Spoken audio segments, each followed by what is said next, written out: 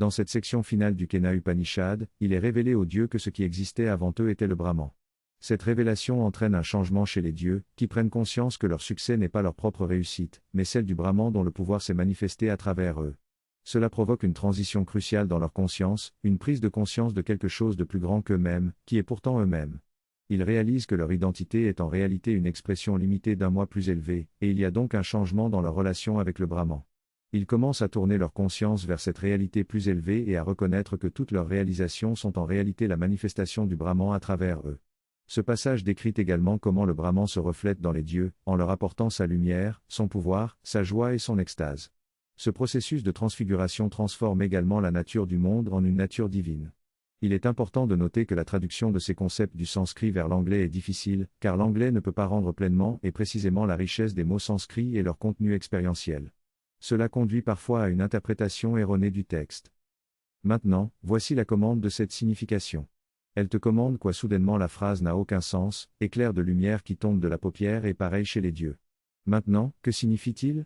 Elle te commande éclair de lumière, paupière et garde, cela n'a aucun sens tu vois parce que les mots sont mal compris. Si tu vas à l'étymologie, le ze vient de la racine d'isa qui signifie montrer la direction. Mais ce n'est pas seulement montrer la direction, cela signifie littéralement se tourner vers la direction. Qu'est-ce que la commande quand une autorité te donne un ordre ? Voici l'ordre, fais ça. Qu'est-ce qu'il fait ? Il prend une conscience et la tourne dans cette direction. C'est la nature de l'expérience qui est transmise.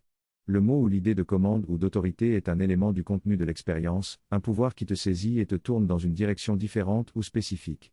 Adasya est ce retournement. C'est cela l'adasya. Maintenant tu vois que le sens est très différent. C'est l'indication de cela. Cela devient l'indicateur de cela. Cela s'aligne pour refléter, exprimer cela. Il est dit à plusieurs reprises dans le texte le son du mot est ainsi, ainsi, ainsi. 3 fois il dit cela et donc Bindu le traduit par maintenant, c'est l'indication de cela. Pourquoi maintenant, après que cela se soit produit ?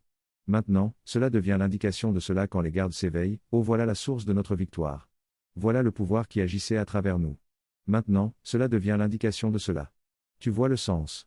Et donc lorsque tu t'éveilles à la source de ta propre victoire, de ta propre force, de ta propre connaissance, de ta propre vie, de la perception de tes sens, tout est là et de là ça vient. Maintenant, cela devient l'indication de cela et de plus en plus cela tend vers cela jusqu'à ce que ce processus ne soit pas immédiat et ainsi viennent ces 3 étapes. Comme ceci, comme l'éclair sur nous, ou comme ceci, la chute de la paupière, ou là-dedans, la nature des gardes en sanskrit, cela prend cette forme. Oui, daté avec Deya, nous avions avec du ta. Comme cela, l'éclair s'allume, serait la traduction littérale. Il faut en comprendre le sens encore une fois, le mot anglais éclair donne une image de quelque chose dans le ciel, mais si tu vois le mot sanskrit avec du ta, cela décrit la nature de la révélation. Au sens littéral, cela serait la compréhension qui se fait jour. Avec la terre, tu verras le mot avec est lié à la connaissance, à la compréhension.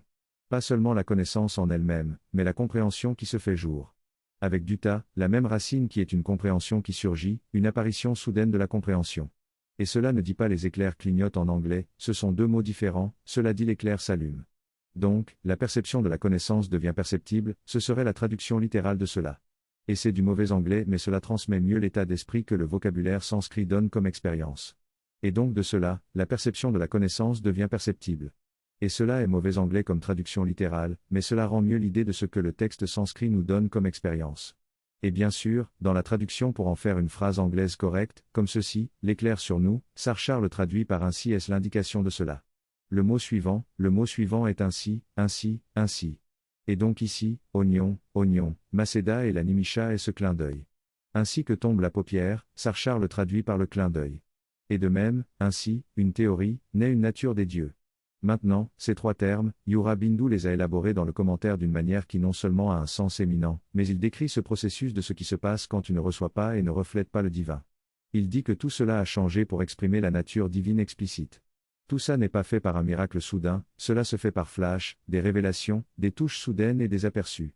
C'est comme un éclair de la révélation qui jaillit de ses cieux pour un instant et qui retourne dans sa source secrète, comme le soulèvement de la paupière d'une vision intérieure et sa chute à nouveau parce que l'œil ne peut pas regarder longtemps et fixement la lumière totale. Nous nous sommes penchés là-dessus la dernière fois en détail, en nous concentrant sur la nature de cette révélation de l'éclair et en regardant aussi le symbolisme physique du processus de l'éclair lui-même et comment il descend et se retire. Nous avons également parlé la dernière fois de ce qui se passe lorsque la paupière de la vision intérieure s'ouvre et de la distinction entre la vision de surface, la vision de l'esprit et la vision intérieure. Nous ne le répétons pas, mais en prenant cela, nous voyons ce que le texte sanskrit nous transmet de plus. Dans cet extrait, l'auteur parle de la capacité de l'intuition et de son action libre en nous. Il mentionne que pour développer cette capacité, il est essentiel de former l'esprit à devenir silencieux et à rester silencieux aussi longtemps que nécessaire. Il décrit également le déplacement du centre de conscience de la tête vers le haut de la tête, plus proche du centre de l'intuition, afin de recevoir les intuitions plus directement. Un autre aspect important est de laisser l'intuition initier l'action plutôt que de l'entreprendre nous-mêmes, en permettant ainsi à quelque chose de plus grand que nous de nous guider. À travers ces méthodes, l'esprit apprend à devenir plus calme, plus passif et plus réceptif, ce qui permet à l'intuition de se déployer pleinement.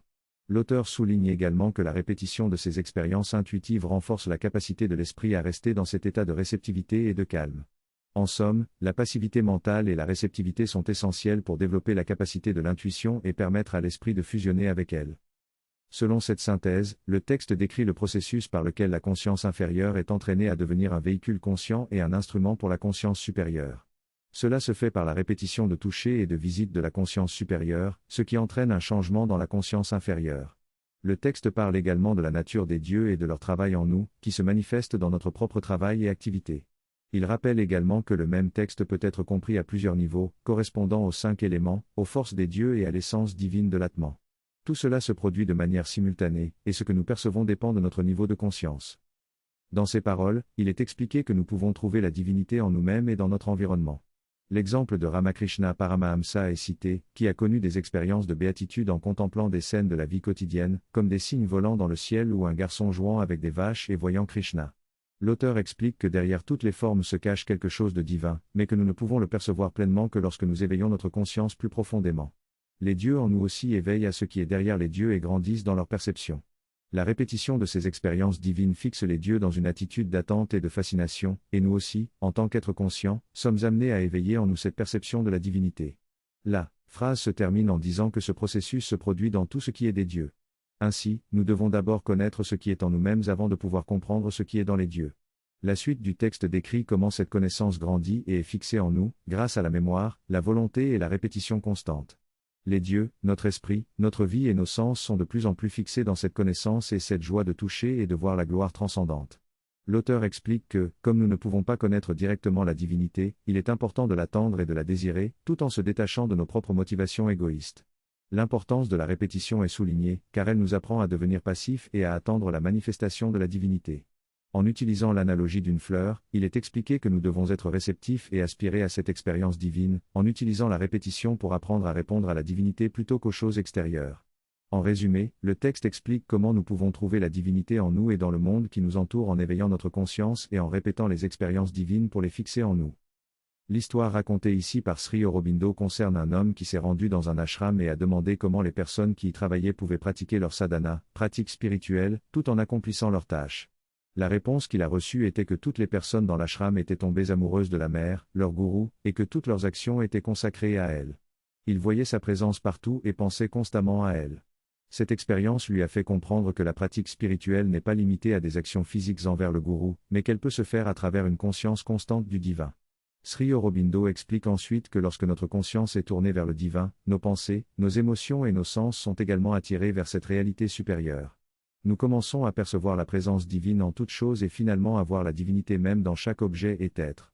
Les objets du monde extérieur deviennent alors moins importants et servent plutôt de support à notre perception du divin. En regardant une montagne, par exemple, nous ne voyons plus simplement un amas de roches, mais nous percevons une présence consciente divine en elle. Cette perception peut prendre une forme plus formelle et peut même impliquer des dialogues avec ces entités divines. Sri Aurobindo mentionne qu'il a personnellement assisté à une situation où un guérisseur africain devait d'abord demander la permission au chef spirituel de la région avant de communiquer avec une montagne. Cette histoire illustre comment notre conscience peut se transformer lorsque notre focalisation s'élève vers le divin, transcendant ainsi les limitations de perception du monde extérieur. Dans ce passage, l'auteur discute de la manière dont la perception et la relation de l'homme envers le monde ont évolué. Il mentionne une période antérieure où la perception était spontanée et où les montagnes, les arbres et les animaux étaient considérés comme conscients et respectés. Cependant, au fil du temps, des conventions sociales et bureaucratiques se sont développées pour protéger cette perception originelle et éviter qu'elle ne se dilue. L'auteur critique ensuite la manière dont cette perception a été perdue dans notre société moderne, où l'on exploite les montagnes pour leurs ressources, tue les animaux pour le plaisir ou le profit, sans respect ni gratitude. Cependant, il souligne également qu'il y a un mouvement croissant vers une perception plus subjective et profonde, où les gens commencent à valoriser la conscience divine en toute chose. L'auteur pense que nous sommes à l'aube d'un nouvel éveil de conscience et que cette perception plus profonde est cruciale pour lui. Ce passage exprime l'importance personnelle d'un objet ayant peu de valeur commerciale, mais qui est précieux pour l'auteur en raison de sa valeur émotionnelle. L'auteur mentionne également l'échec de la rationalité et du modernisme, soulignant l'importance de l'expérience plutôt que de la valeur financière. Il évoque la nécessité d'aller au-delà d'un subjectivisme superficiel et d'atteindre la subjectivité de l'âme. L'auteur soutient que l'humanité a besoin de moments qui lui rappellent sa véritable nature et potentiel surpassant les choses matérielles. Il décrit comment la connaissance de la silence et de l'activité éternelle de Brahman peuvent être atteintes. Enfin, l'auteur mentionne la perception de la divinité et l'importance de la réalisation spirituelle dans la prochaine étape de son discours.